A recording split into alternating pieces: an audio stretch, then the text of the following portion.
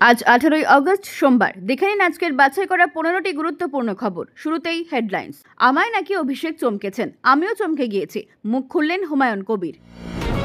কলকাতায় মেট্রো রুটের উদ্বোধনে আসছেন প্রধানমন্ত্রী, আমন্ত্রিত মুখ্যমন্ত্রী মমতা। 7 দিনের মধ্যে প্রমাণ দিন, নয়তো ক্ষমা চান, ভোট চুরি নিয়ে রাহুলকে বলল নির্বাচন কমিশন। বিহারে ভোট চুরির প্রতিবাদে পথে বিরোধী শিবির, রাহুলের নেতৃত্বে শুরু ভোটার অধিকার যাত্রা। এসএসসি ভবন অভিযানে হিংসাত্মক আন্দোলনের পরিকল্পনা, ফোনের কথোপকথনের রেকর্ড ফাঁস করে দাবি পুলিশের। দল ছাড়তেই জুটেছিল চরিত্রহীন তকমা, একদা বিজেপি নেত্রীর কুশপুতুলে জুতো মারল কর্মীরা। চাকরিহারা শিক্ষক সুবল সোরেনের মৃত্যুতে মমতাকে আক্রমণ অভিজিৎ গঙ্গোপাধ্যায়। 48 ঘন্টার মধ্যে 17 বুলার, 295টি পদক উদ্ধার করল পুলিশ, ধরা হলো চোরকে, তবে পদ্মশ্রী স্মারকের খোঁজ মেলেনি। খানাকুলের মিছিলে মাথা ফাটল পুলিশের, তৃণমূলের দিকে বিজেপির ইট ছড়ার অভিযোগে ধুমধুমার। বিবেকের নাম না করে নিজের বিবেকের ডাকে ময়দানে চিত্র পরিচালক গৌতম ঘোষ, বিষয় বাঙালি ও বঙ্গভঙ্গের ইতিহাস। নার্স চিকিৎসকের দেখা নেই, হাসপাতালের বেডে শুয়ে জখম নাতি, স্যালাইন হাতে ঠায় দাঁড়িয়ে রইলেন বৃদ্ধা। রোগীর মৃত্যুতে চিকিৎসার গাফিলতির অভিযোগ, হাসপাতালে ভাঙচুর। রাতের অন্ধকারে কলকাতা বিশ্ববিদ্যালয়ের গার্লস হোস্টেলে ওটা কে? আতঙ্কিত আবাসিক ছাত্রী। খবরের কাগজে বিজ্ঞাপন দেখে চাকরির আশায় প্রতারিত যুবক, পুলিশি অভিযানে উদ্ধার 7 লক্ষ টাকা। বরানগরে তৃণমূল কাউন্সিলর অঞ্জন পালের বাড়িতে হামলা মহিলার, রাত দখলযোগ। এই চ্যানেলের প্রতিদিন সকালে ভিডিও পাবলিশ হয়, তাই সকালে উঠেই আমাদের ভিডিও দেখে নিন এবং রাজনীতির সমস্ত খবর পেয়ে যান। এবার আসছি বিস্তারিত সংবাদে। তৃণমূলের সর্বভারতীয় সাধারণ সম্পাদক অভিষেক বন্দ্যোপাধ্যায়ের সঙ্গে বৈঠক শেষে ভরতপুরের বিধায়ক হুমায়ুন কবিরকে হাসিমুখে বেরিয়ে আসতে দেখা গিয়েছিল। সেই সময় তিনি হেয়ালি ছলে বলেছিলেন, বৃক্ষ তোমার নাম কি, ফলে পরিচয়। তবে পরে শোনা যায় বৈঠকে অভিষেক নাকি তাকে তিরস্কার করেছিলেন। রবিবার সেই দাবি সরাসরি খারিজ করলেন হুমায়ুন। তিনি জানান, সবটাই অপপ্রচার। দলনেত্রী থেকে শুরু করে সর্বভারতীয় সাধারণ সম্পাদক বরাবরই কর্মীদের সংযত থাকার পরামর্শ দিয়েছেন, যাতে অযথা মন্তব্য করে বিতর্ক না তৈরি হয়। কিন্তু সাম্প্রতিক সময় আব্দুর রহিম বক্সি বা সাবিত্রী মিত্রদের নানা মন্তব্য নিয়ে সমালোচনা হয়েছে। সেই প্রসঙ্গেই হুমায়ুন নিজের অবস্থান স্পষ্ট করেন। হুমায়ুন কবির বলেন, 11 তারিখ অভিষেক বন্দ্যোপাধ্যায় নাকি আমাকে ধমকেছেন, আমি নাকি ভয় পেয়ে গেছি। এসবই গুজব। আমি কখনো অন্যায় করিনি, মাথা নত করি না। আমি সবসময় ন্যায়ের পক্ষে রাজনীতি করি এবং করব। জেলায় যারা ভুইফোর নেতা, যাদের নিজস্ব কোনো অস্তিত্ব নেই, তারাই এইসব মিথ্যে প্রচার করছে। পাগলে যা বলে ছাগলে তাই খায়। তৃণমূল সূত্রে দাবি, বৈঠকে অভিষেক আসলে হুমায়ুনকে সতর্ক করেছিলেন যে তিনি নানা বিষয়ে মন্তব্য করে দলের অসুবিধা তৈরি করছেন। একাধিকবার নিষেধ করা সত্ত্বেও তিনি একইভাবে চলছেন। এই জন্যই অভিষেক দলের অন্য নেতাদেরও অযথা মুখ না খোলার নির্দেশ দেন। সেই বিতর্কের প্রেক্ষিতেই রবিবার নিজের জবাব দিলেন ভরতপুরের বিধায়ক।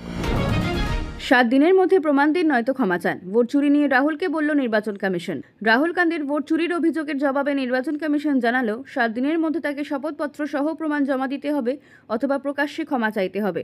তা না হলে অভিযোগকে ভিত্তিহীন ধরে নেওয়া হবে। রবিবার দিল্লিতে সাংবাদিক বৈঠকে মুখ্য নির্বাচন কমিশনার জ্ঞানেশ কুমার বলেন, শপথপত্র দিতে হবে বা দেশবাসীর কাছে ক্ষমা চাইতে হবে, এর বাইরে কোনো পথ নেই। তার দাবি, এমন মন্তব্য সংবিধান ও গণতান্ত্রিক প্রতিষ্ঠানকে অপমান করে। কমিশন সব ভোটারের পাশে ছিল এবং থাকবে, মিথ্যে অভিযোগে ভয় পাবে না বলেও স্পষ্ট করেন তিনি। কমিশনের মতে কিছু ভোটার দ্বিগুণ ভোট দেওয়ার আশঙ্কা তুললেও প্রমাণ মেলেনি। অন্যদিকে রাহুলের অভিযোগ, তাকে বেছে টার্গেট করছে কমিশন। তার বক্তব্য, আমি অভিযোগ তুলতেই প্রমাণ চাইছে কমিশন, কিন্তু বিজেপি নেতারা একই অভিযোগ করার সময় তাদের কাছে কোনো শপথপত্র চাওয়া হয়নি। প্রসঙ্গত, ভোট অনিয়মের অভিযোগকে সামনে রেখেই কংগ্রেস শুরু করেছে ভোটার অধিকার যাত্রা। বিহারের 20টিরও বেশি জেলায় হবে এই কর্মসূচি, যার উদ্বোধনে উপস্থিত ছিলেন রাহুল গান্ধী, কংগ্রেস সভাপতি মল্লিকার্জুন খাগড়ে, লালু প্রসাদ যাদব, তেজস্বী যাদব। বিহারে ভোটার তালিকা সংশোধনের বাদ পড়েছে প্রায় 65 লক্ষ নাম। এর প্রতিবাদে রবিবার সাসারাম থেকে 1300 কিলোমিটার দীর্ঘ ভোটার অধিকার যাত্রা শুরু করলেন লোকসভার বিরোধী দলনেতা রাহুল গান্ধী। প্রথম দিন পদযাত্রায় যোগ দেন কংগ্রেস সভাপতি মল্লিকার্জুন খাগড়ে, আরজেডি প্রধান লালু প্রসাদ যাদব ও তেজস্বী যাদব। রাহুলের অভিযোগ, আসল ভোটারের নাম কেটে ভুয়ো ভোটার জুড়ে নির্বাচন জেতার চেষ্টা চলছে। আরএসএস বিজেপি সংবিধান মুছে ফেলার ছক কষছে। তিনি বলেন, বিহারে ভোট চুরি করতে দেব না। 16 দিনের এই কর্মসূচি 1 সেপ্টেম্বর শেষ হবে পাটনায়। রাহুল 20টিরও বেশি জেলায় ঘুরে ভোটারদের সঙ্গে সরাসরি কথা বলবেন। তার দাবি, এটি শুধু রাজনৈতিক কর্মসূচি নয়, গণতন্ত্র রক্ষার আন্দোলন। কলকাতায় মেট্রো রুটের উদ্বোধনে আসছেন প্রধানমন্ত্রী, আমন্ত্রিত মুখ্যমন্ত্রী মমতা। আগামী 22 আগস্ট দমদমে প্রশাসনিক কর্মসূচিতে যোগ দিতে কলকাতায় আসছেন প্রধানমন্ত্রী নরেন্দ্র মোদী। সেখান থেকেই উদ্বোধন করবেন 3টি মেট্রো রুট। প্রথা অনুযায়ী মুখ্যমন্ত্রী মমতা বন্দ্যোপাধ্যায়কেও আমন্ত্রণ জানানো হয়েছে। এবার আমন্ত্রণপত্রে বিশেষভাবে উল্লেখ করা হয়েছে পশ্চিমবঙ্গে চলা বিভিন্ন রেল প্রকল্প ও তাদের অর্থ বরাদ্দের বিস্তারিত হিসেব। রেলমন্ত্রী অশ্বিনী বৈষ্ণবের পক্ষ থেকে পাঠানো হয়েছে সেই আমন্ত্রণপত্র। সূত্রের খবর, অতীতের মতো বিতর্ক এড়াতেই মুখ্যমন্ত্রীকে আগে থেকেই চিঠি পাঠানো হয়েছে। কারণ ইস্ট ওয়েস্ট মেট্রোর উদ্বোধনে আমন্ত্রণ না পাওয়া বা দেরিতে আমন্ত্রণ নিয়ে একসময় বিতর্ক দেখা দিয়েছিল। তখন তৃণমূল দাবি করেছিলেন দেরি করে জানানোয় মুখ্যমন্ত্রীর পক্ষে উপস্থিত থাকা সম্ভব হয়নি, তাই এবারে আগে থেকেই আনুষ্ঠানিক আমন্ত্রণ পাঠানো হয়েছে। উল্লেখ্য, রেলমন্ত্রী থাকাকালীন মমতা বন্দ্যোপাধ্যায় বহু মেট্রো প্রকল্পের সূচনা ও অর্থ বরাদ্দ করেছিলেন। এবারের অনুষ্ঠানের আমন্ত্রণ পাওয়ার বিষয়টি সোশ্যাল মিডিয়ায় জানিয়ে পোস্ট করেছেন কেন্দ্রীয় মন্ত্রী সুকান্ত মজুমদার।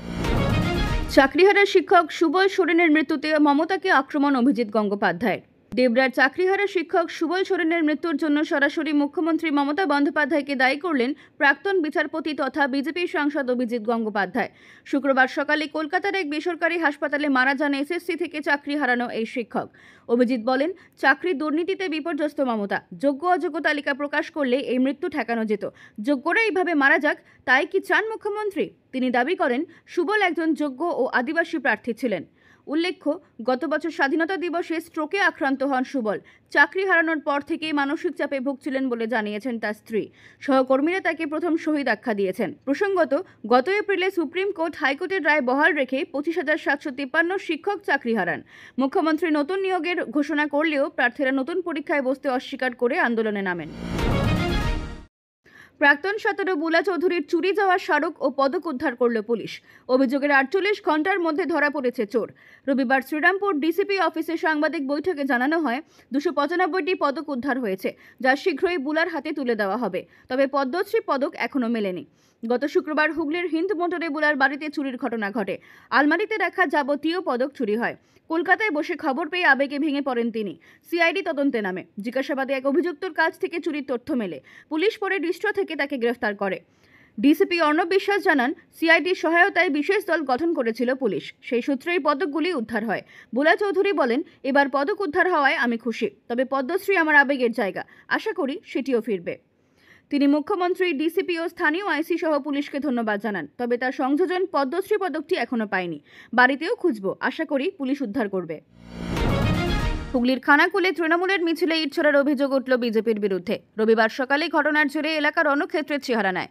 সংঘর্ষে এক পুলিশ কর্মীর মাথায় আঘাত পান। তৃণমূলের অভিযোগ, স্থানীয় বিজেপি বিধায়ক সুশান্ত ঘোষের উপস্থিতিতেই হামলা হয়, যাতে একাধিক কর্মী আহত হন। জানা গেছে, পলাশপাই থেকে নতিপুর যাওয়ার পথে বলপাই এলাকায় তৃণমূল বাইক র্যালিতে ইট বৃষ্টি শুরু হয়। পাল্টা ইট ছোড়ার অভিযোগও উঠেছে তৃণমূলের বিরুদ্ধে। এরপর বিজেপি কার্যালয়ে ভাঙচুর হয়। ঘটনার পর বিশাল পুলিশ বাহিনী মোতায়েন করা হয়। বিজেপি রাজহাটিতে পথ অবরোধ করে বিক্ষোভ দেখায় এবং সোমবার খানাকুল বন্ধের ডাক দেয়। বিজেপির দাবি, প্রথমে তৃণমূলে ইট ছোড়ে এবং তাদের কার্যালয়ে ভাঙচুর চালায়। তৃণমূলের জেলা সভাপতি রামেন্দ্র সিংহ রায়ের অভিযোগ, আগে থেকে বিজেপি পক্ষ মাইক ভাড়াদাতাকে হুমকি দিয়েছিল। পরে হাতে বাইক মিছিল করে পরিকল্পিতভাবে র্যালিতে হামলা চালানো হয়। দ্য বেঙ্গল ফাইলসের বিতর্কের আবহে ভিডিও বার্তায় দেশভাগের ইতিহাস ও বাঙালির সংগ্রামের কথা তুলে ধরলেন চিত্র পরিচালক গৌতম ঘোষ। স্বাধীনতা সংগ্রামে বাংলার ভূমিকা এবং দেশভাগে বাংলার ক্ষতির দিকও উল্লেখ করেন তিনি। যদিও নামোল্লেখ না করলেও তার নিশানায় যে বিবেক অগ্নিহোত্রী ও তার ছবি, তা স্পষ্ট। 1946 সালের কলকাতা দাঙ্গাকে কেন্দ্র করে বিবেকের এই সিনেমার বিরুদ্ধে সাম্প্রদায়িক উস্কানির অভিযোগ উঠেছে। রাজনৈতিক চাপানোতরের মধ্যেই গৌতম বলেন, গবেষণা ছাড়া দেশভাগ বা দাঙ্গার কারণ বোঝা যায় না। তার দাবি, বাংলাকে হেনস্থা করা অতীতের হয়নি, ভবিষ্যতেও সম্ভব নয়। বক্তব্যের শেষে তিনি জয় বাংলা উচ্চারণ করেন। এর আগে বিবেকের দ্য কাশ্মীর ফাইলস নিয়েও বিতর্ক হয়েছিল। এবার বাংলাকে কেন্দ্র করে তৈরি তার নতুন ছবির ট্রেলার লঞ্চ নিয়েও বিতর্ক তৈরি হয়। অনুমতি না থাকায় পুলিশ বাধা দিয়েছে বলে জানায় প্রশাসন। তৃণমূলের অভিযোগ, ছবিটি রাজনৈতিক উদ্দেশ্য প্রণোদিত এবং বিভেদ বাড়ানোর হাতিয়ার। বিজেপি অবশ্য দাবি করেছে, এটি বাস্তব ঘটনা অবলম্বনে তৈরি। ইতিমধ্যেই এই ছবি সংস্কৃতি জগৎ ও রাজনীতিতে মিশ্র প্রতিক্রিয়া দেখা দিয়েছে।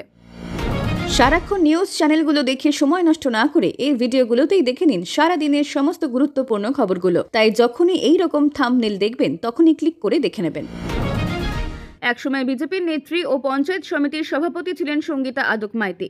সম্প্রতি তিনি তৃণমূলে যোগ দেওয়ার পর থেকেই বিতর্ক শুরু হয়েছে। অভিযোগ, তাকে চরিত্রহীন আখ্যা দেওয়া হয় বিজেপির তরফে। এরপর কুশপুতুল দাহ ও ছবিতে জুতো মারার ঘটনা ঘটায় বিজেপি। এর প্রতিবাদে তমলুক থানায় অভিযোগ দায়ের করেন সঙ্গীতার স্বামী। গত বৃহস্পতিবার সঙ্গীতা তৃণমূলে যোগ দেন। শনিবার তিনি ও তার স্বামী সাংবাদিক সম্মেলনে জানান, জেলা পরিষদের বিরোধী দলনেতার বিরুদ্ধে কুরুচিকর মন্তব্যের অভিযোগ করেছেন তারা। প্রমাণ না দিতে পারলে আইনি পদক্ষেপ নেওয়া হবে বলেও হুঁশিয়ারি দেন। একই ঘটনায় তৃণমূল মেছেদায় প্রতিবাদ মিছিল করে। তবে বিজেপিও পাল্টা মিছিল বের করে। সেখানে কুরুচিকর ভাষাযুক্ত প্ল্যাকার্ড, জুতো মারা এবং কুশপুতল দাহ হয়, যা নিয়ে রাজনৈতিক মহলে তীব্র সমালোচনা শুরু হয়েছে। তৃণমূল নেতা অসিত বন্দ্যোপাধ্যায় বলেন, বিজেপিতে থাকলে ভালো, তৃণমূলে এলেই খারাপ। একজন মহিলার সঙ্গে বিজেপি যা করছে ঈশ্বর ক্ষমা করুন। অন্যদিকে বিজেপি নেতা বামদেব গুচ্ছাইতির দাবি, সঙ্গীতা তৃণমূলের লোকজনদের সঙ্গে দরজা বন্ধ করে সময় কাটাতেন ও আর্থিক দুর্নীতির সঙ্গে যুক্ত ছিলেন। প্রতিবাদে সঙ্গীতা বলেন, উনি যে ভাষায় কথা বলেছেন তাতেই তার চরিত্র প্রকাশ পায়। নার্স চিকিৎসকের দেখা নেই, হাসপাতালের বেডে শুয়ে জখম নাতি, স্যালাইন হাতে ঠাঁই দাঁড়িয়ে রইলেন বৃদ্ধা। মধ্যপ্রদেশের সতনা জেলা হাসপাতালে চাঞ্চল্যকর ঘটনা। সড়ক দুর্ঘটনায় গুরুতর আহত অশ্বিনী মিশ্রকে আনা হলে স্যালাইন স্ট্যান্ড না পেয়ে তার 72 বছরের দিদিমাকে আধ ঘন্টা বোতল হাতে দাঁড়াতে হয়। অভিযোগ, পর্যাপ্ত স্ট্যান্ড থাকলেও কর্মীরা সাহায্য করেননি। এদিকে রোগীকে আনা অ্যাম্বুলেন্সেও গেটেই বিকল হয়। ঘটনায় ফের উঠেছে সরকারি হাসপাতালের অব্যবস্থার অভিযোগ। তবে কর্তৃপক্ষের দাবি, চিকিৎসা দ্রুতই শুরু হয়েছিল, বৃদ্ধা স্বেচ্ছায় বোতল ধরেছিলেন। রোগী মৃত্যুতে চিকিৎসার গাফিলতির অভিযোগ, হাসপাতালে ভাঙচুর। আসানসোল জেলা হাসপাতালে রোগী মৃত্যুকে কেন্দ্র করে উত্তেজনা। দ্বাদশ শ্রেণীর ছাত্র মঙ্গল হেমব্রম জ্বর ও পেট ব্যথা নিয়ে 15ই অগস্ট ভর্তি হন। পরিবার জানায় তিনি হেঁটে হাসপাতালে ঢুকেছিলেন, কিন্তু রবিবার তার মৃত্যু হলে পরিবার চিকিৎসার গাফিলতির অভিযোগ তোলে এবং হাসপাতাল চত্বরে বিক্ষোভ শুরু হয়। ক্ষুব্ধ পরিবারের দাবি, চিকিৎসকরা আগে কোনো আশঙ্কার কথা জানাননি। ঘটনায় পুলিশ মোতায়েন হয়। হাসপাতাল কর্তৃপক্ষ জানিয়েছে বিষয়টি ঊর্ধ্বতন কর্তৃপক্ষকে জানানো হয়েছে এবং অভিযোগ খতিয়ে দেখা হচ্ছে। রাতের অন্ধকারে কলকাতা বিশ্ববিদ্যালয়ের গার্লস হস্টেলে ওটা কে? আতঙ্কিত আবাসিক ছাত্রী। কলকাতা বিশ্ববিদ্যালয়ের মহাত্মা গান্ধী রোডের গার্লস হস্টেলে চাঞ্চল্যকর চুরি। শনিবার গভীর রাতে হস্টেলের 3য় তলার আবাসিক ছাত্রী সায়ন্তনী চক্রবর্তীর ঘরে ঢুকে অজ্ঞাত পরিচয় যুবক তার মোবাইল, ব্যাগ ও টাকা ছিনতাই করে পালায়। সায়ন্তনীর দাবি, কিছু পড়ার শব্দ পেয়ে তিনি জেগে ওঠেন। অন্ধকারে অপরিচিত কাউকে জিনিসপত্র চুরি করতে দেখে তিনি ভীত না হয়ে ধাওয়া করেন। ধস্তাধস্তিও হয়, তবে অভিযুক্ত পাইপ বেয়ে ছাদ থেকে নেমে পালিয়ে যায়। ঘটনায় আতঙ্কিত সায়ন্তনী জানান, বিষয়টি হস্টেলের সুপার ও সেক্রেটারিকে সঙ্গে সঙ্গে জানালেও কোনো পদক্ষেপ করা হয়নি। এই ঘটনার পর রবিবার সকালে তৃণমূল ছাত্র পরিষদের সদস্যরা হস্টেলের নিরাপত্তা জোরদারের দাবিতে বিক্ষোভে সামিল হন।